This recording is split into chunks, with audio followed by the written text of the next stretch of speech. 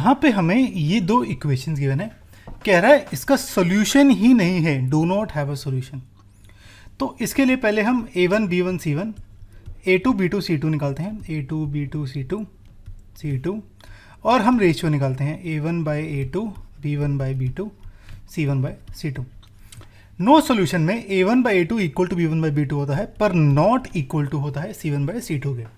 तो यहाँ पे इक्वेशन में पहले मैं a1 b1 c1 a2 b2 c2 निकालता हूँ, इस इक्वेशन में पुट करता हूँ और देखता हूँ क्या आता है आंसर। सबसे इंपॉर्टेंट बात, जब भी a1 b1 c1 निकाल रहे हैं कि राइट साइड में इक्वल टू 0 होना चाहिए। तो ये कांस्टेंट को लेफ्ट साइड ले जाता हूँ, ऐसे ही इसको लेफ्ट साइड। तो यहाँ पे a1 b1 c1 होगा x से मल्टीप्लाइड नंबर 3, ये होगा a1, b1 होगा y से मल्टीप्लाइड नंबर 5, और c1 होगा मेरा कांस्टेंट -3।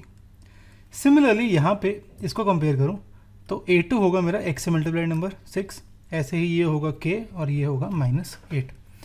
अब यहाँ पे a1 b1 c1 a2 b2 c2 आगे हैं, तो रेशियो निकालता हूँ, तो ये कुछ इस तरीके से आता है।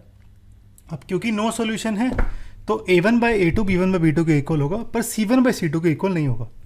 इसका मतलब 1/2 इक्वल होगा 5/k के, 1/2 इक्वल टू 5/k, और दूसरी इक्वेशन बनेगी 5/k is not equal to 8/3।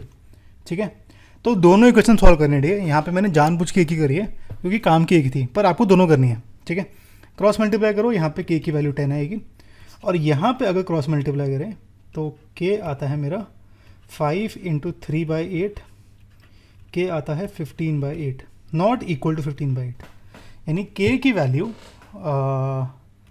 10 के इक्वल है पर 15/8 के इक्वल नहीं है। ठीक है, तो अब ऑप्शन में मेरे k इक्वल टू 10 ही था, तो यहाँ पे ऑप्शन बी करेक्ट है। ठीक है, ऑप्शन में यहाँ पे नॉट इक्वल टू 15/8 नहीं था, तो ऑप्शन ए करेक्ट है, सॉरी बी करेक्ट।